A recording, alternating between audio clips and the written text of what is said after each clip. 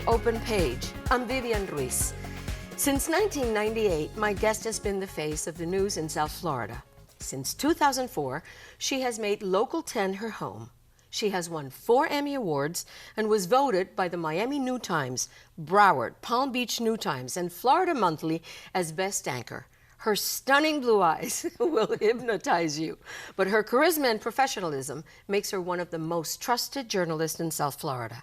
My guest today is none other than Local 10 anchor, Laurie Jennings. Hello, Vivian. It is so nice to be with you. It so is, nice to I be know, with and you. I'm so proud for you to be here. I'm so happy to meet you. I've you- always admired you a lot. Thank you. You are an icon in our community, so it's Oh, my really God. nice. We could talk for hours, but I we'll try to keep Open Page to half an hour, right? I know. We'll try. We'll try. No promises. Get the Cuban coffee and we're going. I already had some, so beware. Oh, boy. So you were born and raised in Greenwich, Connecticut. Yes. Tell us about life in Greenwich, Connecticut. It's beautiful. I mean, it's gotten a lot more New York-y now because it's only about 30, 40 minutes outside of New York.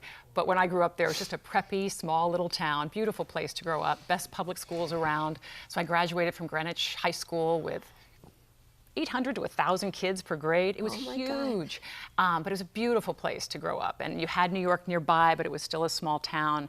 And somehow growing up, I just had this performing bug. I was a really good student. I loved school. My mother would have to tie me to the bed if I was sick. I just wanted to be with my friends.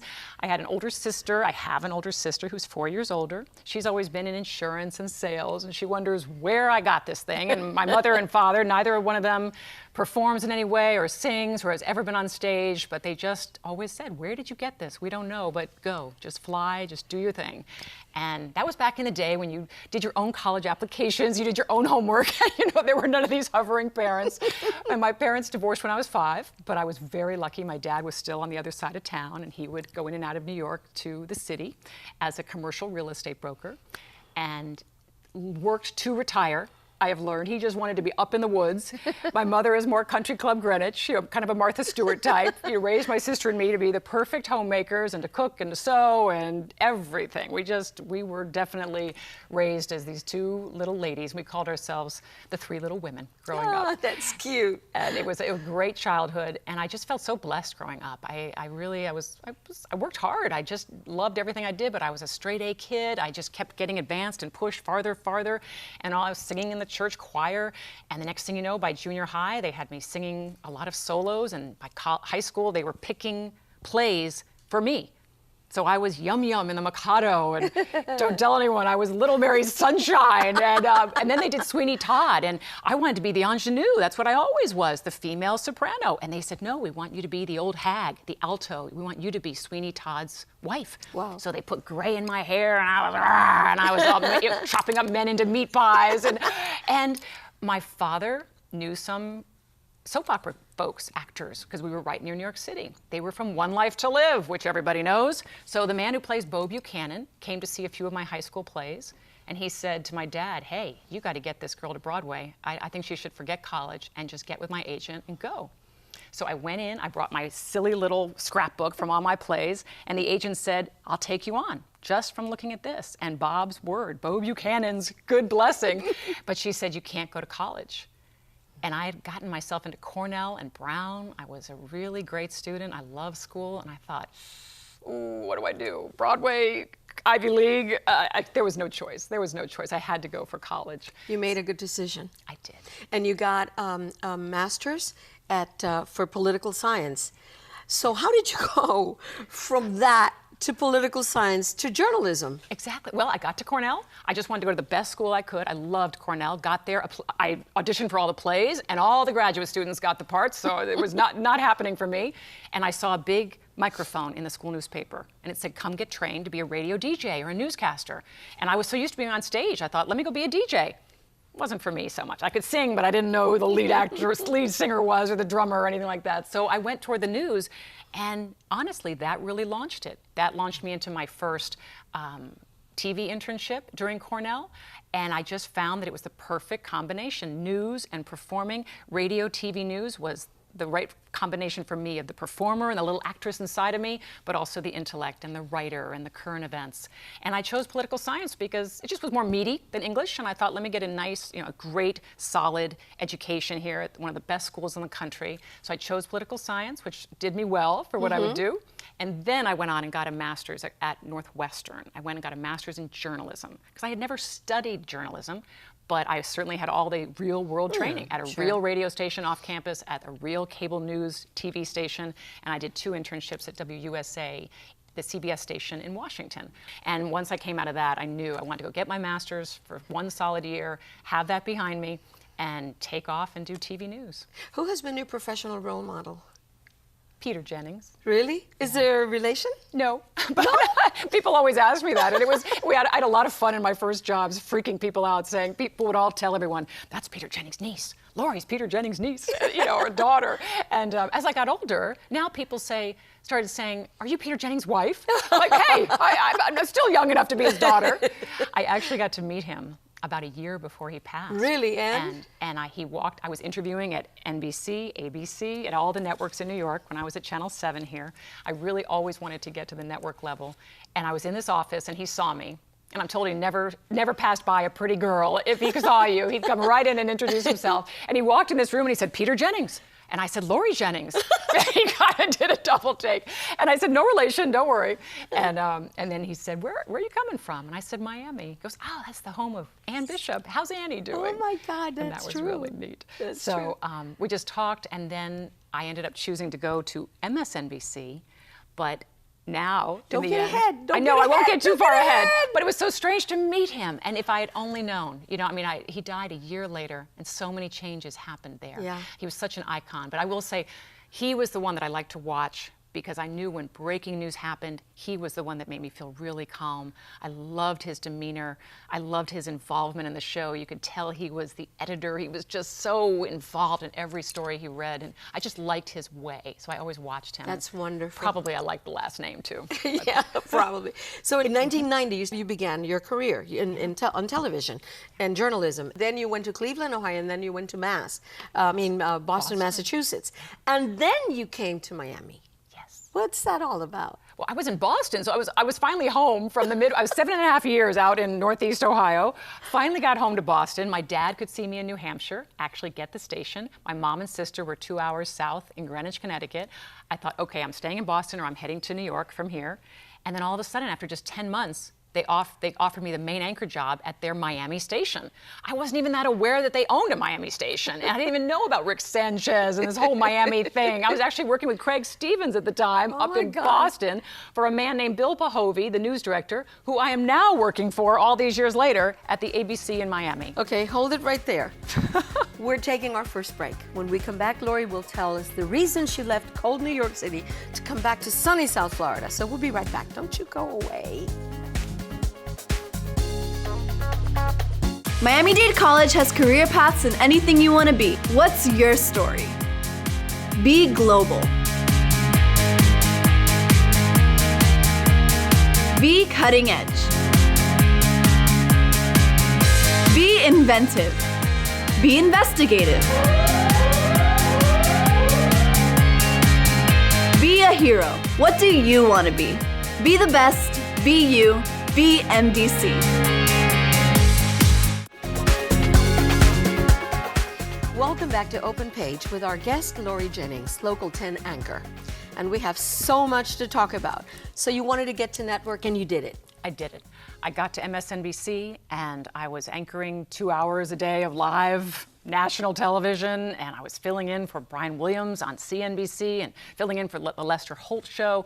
It was so exciting and it was so wonderful. And to be there on day one, Tom Brokaw is tossing to you like he knows you, and it's just wild. I even remember interviewing Donald Trump back then when he was firing everybody on The Apprentice. I mean, it just seems like 3 lifetimes ago. I bet you he would never say to you, you're fired. No, he even said that. He goes, you're too beautiful to fire you, or something like that. You're so good. It's very tough to fire somebody as good and as good looking as you. Oh, so it was just a great, great time. But it was all the Iraq War, and it was war. But we had access to generals, and I mean, just the people they brought in to meet us and talk with us so that we were really ready for being on the air for hours and hours on end. What an experience. And I got to fill in on the Weekend Today show and read the news. And I mean, it was just like someone I used to work with in Cleveland, Kelly O'Donnell, who's at NBC now. She was anchoring that morning, and I read the news. She said to me, it's an outer body experience, isn't it? Looking out at the Today show, out at the walkway out there where all the crowds gather. You just can't believe that you're really there, and it's a wonderful feeling. It was a great experience, and I'm so glad I went, because I know what I'm missing,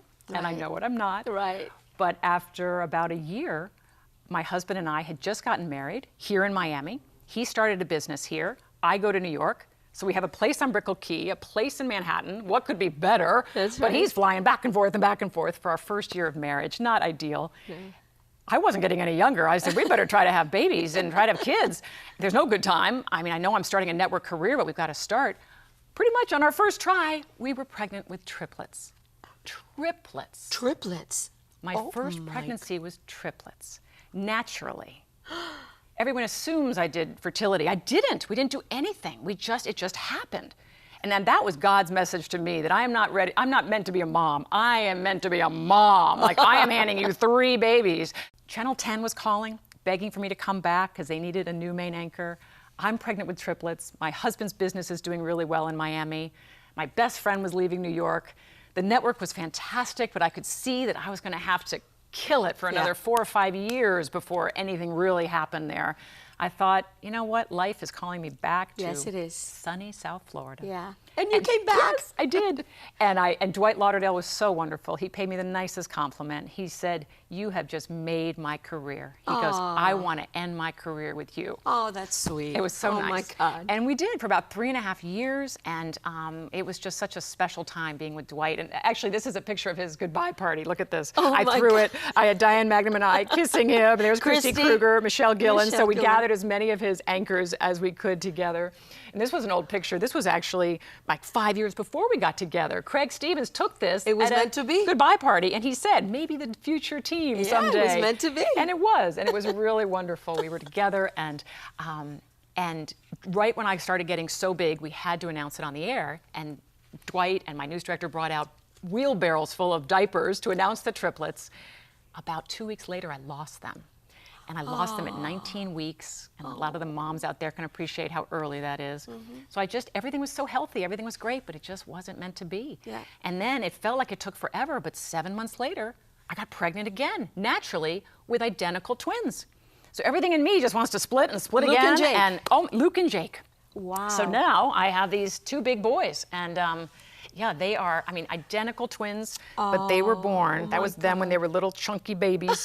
And this is them now. They're 12. And this is a fun little ski picture. Oh my God, my husband. That's gorgeous. And Do they have your blue eyes? no, brown eyes.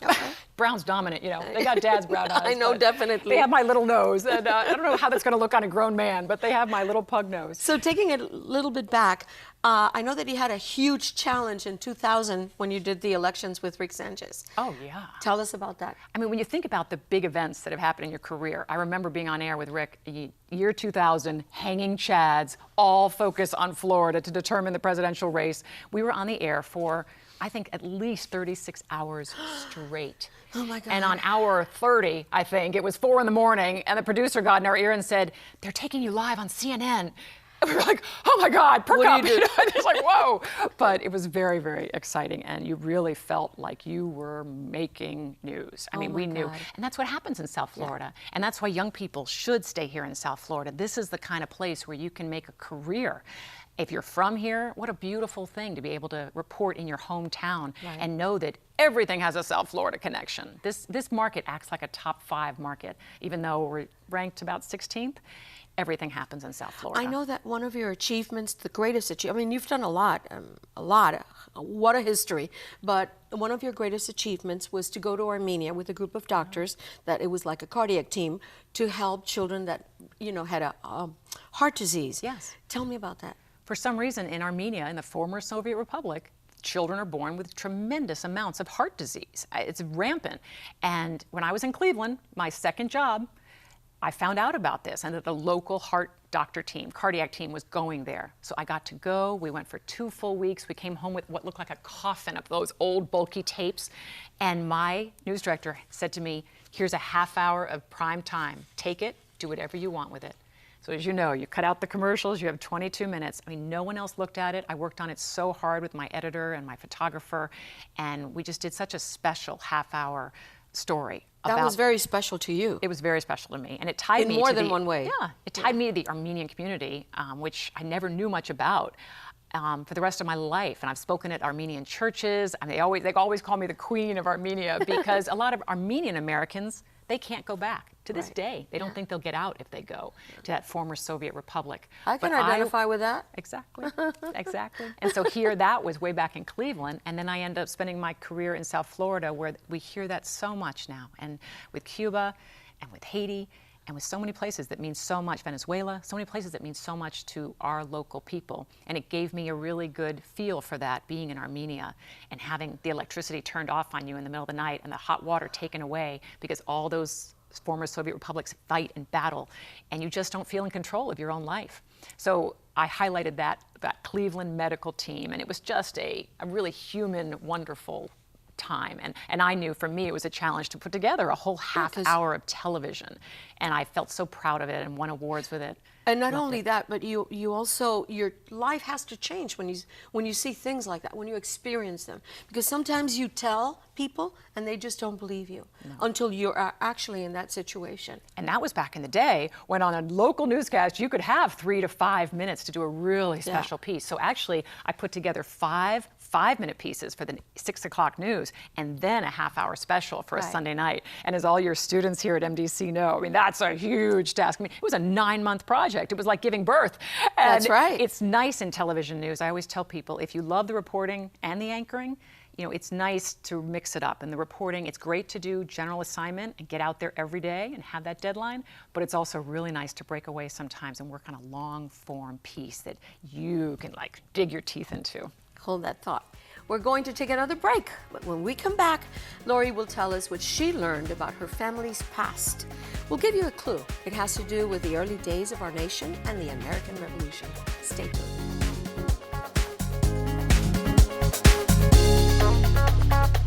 Miami-Dade College has career paths in anything you want to be. What's your story? Be global. Be cutting edge. Be inventive. Be investigative. Be a hero. What do you want to be? Be the best. Be you. Be MDC. We're back with Local 10 anchor Laurie Jennings. So now, Laurie, I know that you've been working on Channel 10 News for the last 14 years. Tell me what it's like working with your Local 10 team. Calvin Hughes is my co-anchor now, and we make a great team. He was just telling me the other day, again, someone complimented him and said, "You're the closest team we've ever seen to Dwight and Ann." Dwight Lauderdale and Ann Bishop. know. And let's face it, they were the pinnacle. They just were the team that people identify with South Florida. And I think, you know, Calvin and I that's just a nice compliment when people say that and that they feel that comfortable with us. And we've been together now for 8.5, almost 9 years. Wow. I forget that I was with Dwight for just 3 years, and then I was on my own for a while, and then Calvin and I have been together now for a long time, longer than I've been with any other anchor. So you really do develop that trust. Of course, we finish each other's sentences.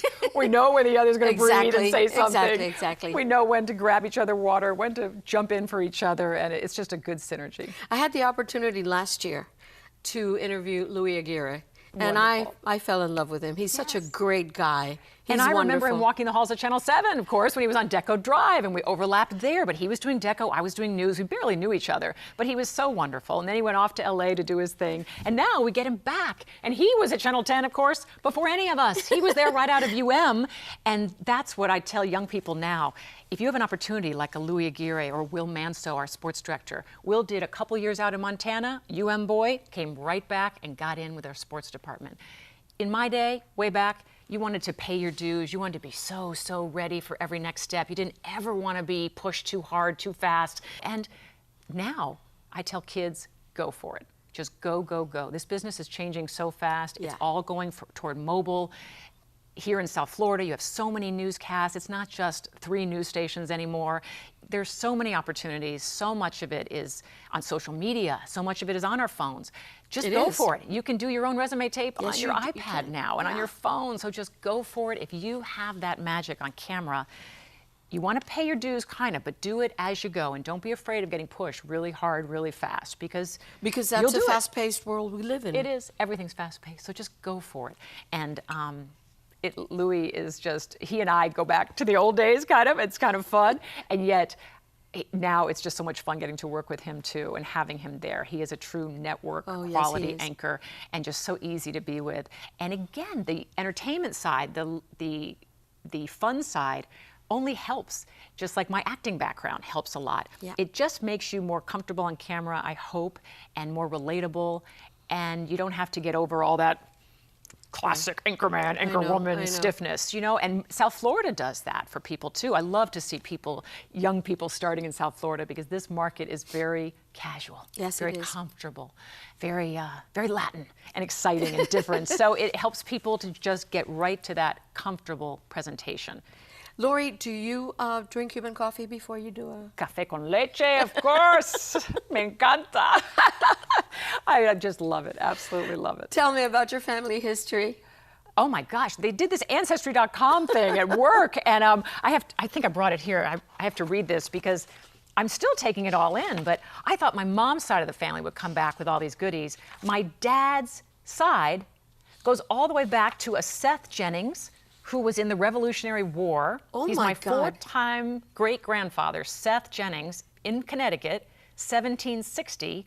So I'm allowed to apply to be a daughter of the American Revolution. No. Which is like another sorority, I guess. But I've heard it's kind of cool. And then, if you go back 9 times from Seth Jennings, you go to John Balch. He was on like the first permanent settlement in America from England. He built the first wooden structure in Massachusetts. And I mean, this is in a town that I know in Massachusetts. My God. He was on basically the second ship that came over from Europe. How cool is that? And that goes back to something like, they dated this guy back to 1623. Oh my God. I mean, that's wild. So it's just kind of fun. It's amazing that, this stuff exists out there, and who knows what our ancestors will say about us. I know. Hey, your 9th-time great-grandmother used to be the anchor lady in Miami. There you go. Laurie, what news story has really impacted you the most? Oh my goodness. Wow. I think there have been so many things. We talked about Armenia, 9/11 was just huge. I have pictures here of, too, when John F. Kennedy died. Tell me about that. That's interesting. This is me years ago. John F. Kennedy passed. His wife went to my high school. So I was at her funeral, covering her funeral. So it was such a surreal experience to be with all this news media on the Boston Post Road, right in Greenwich, Connecticut, a mile away from my high school, and here I am reporting. And it was the Bassett girls, Lauren Bassett and his wife, and it was so sad. And then years later, I would have to say, in all the years, I've been now 20 years in Miami. I mean, of course, there was the election in 2000 and the hanging chads and all the hurricanes. But boy, Haiti was devastating. Just took my breath away. Yeah, devastating. And I'll start crying. I just was bawling on air. I mean, bawling. I bet, because you see what's actually happening. You're there to feel it, and it's actually horrible. Calvin and another crew went immediately, so they saw the dead bodies all in the streets, because everyone had run inside buildings instead of getting out. They just didn't know to get out from buildings when the earth started shaking. I went 10 days later by myself with a photographer, and by the time I went, the bodies weren't in the streets, but the infections had all started. Oh my God. And to walk into this outdoor courtyard in this outdoor hospital where all these American doctors from UM were trying to help, and women with just, maggots growing out of their arms, and babies. The tears were just pouring down my eyes, and I handed out every piece of granola bar I could find, every water, and I just tried to give comfort to people and doing my interviews. You feel helpless because there's absolutely nothing you can do. No, and I had grown up. My stepfather was chief pilot of Pan Am back in the day. I grew up traveling the world and going with him on these medical missions with a flying eye hospital called Orbis. It was featured on NBC News decades ago, and it still is out there flying fighting blindness all over the world. So I've been to a lot of third world countries, and I've Yes, seen a lot of needy people, but this was so up close and so hard. And to know that we have so many Haitian Americans here in our community, and that they had no idea how their families were doing and what was happening, and all communications were down, even any type of satellite phone was barely working. It was really, really rough, and just to see the agony on those people. So it's still just beginning to come around. It's going to be a long time. And it's been a long time. It has. It's And going to be it's a still- long recovery. yeah. So Channel 10, we stay on it. We're going there constantly, and we really try to stay on it because it's important for our It community. is. It is very important. The human aspect of your work is absolutely amazing, and I know that it's life changing. It has to be life changing. And, you know, and just recently you said the human element. I mean, I think that's what I love the most about what I do is reaching people and being the person in the community that people look to. Right. After Irma just last year, my gosh, I have never had so many people come up to me and just say, thank you. Thank you for being there for us. That was horrible. You know, we hadn't had a storm like that in 10 years, in a if long that. time, yeah. And people were so grateful, and they really appreciated it. They said, you know, we know you had to leave your family for 5 days, if not longer. Thank you, thank you, thank you for staying on the air, getting us through this. And that means a lot. I know, it's horrible. Before we leave, what I'd like for you to say is just a few words to those new students, those kids that are now have a dream in their mind and in their heart, and they want to do what you do. What would you say to them? I'd say go for your dream. Absolutely go for it. Grab your iPad, grab your phone, just start recording yourself. Have a friend do it with you. Get used to being on camera, but be a great reader. Go to the best college you can possibly go to. Get exposed to as much as you possibly can. Work in the college radio and TV, but also try to go work for a professional radio or TV or newspaper, so that you're not just covering school stories, but you're covering life stories in communities. And nowadays, that's very easy to do. It is. There are internships everywhere. Get all the experience you can and read, so that you have a general good knowledge on a lot of topics, because you're going to get thrown into every topic in the world as a reporter, and at least you'll be able to ask intelligent questions and go for it. Laurie, it's been a pleasure. I could sit here, you and I could sit here and talk forever. We could. Because we're very talkative. We are. I'm a Virgo. What are you? A Libra. There you go. So unfortunately, this is all the time we have today. We want to thank our guest, Laurie Jennings and Local 10 for this amazing, amazing interview. Until next time, I am Vivian Ruiz, and you have a wonderful day.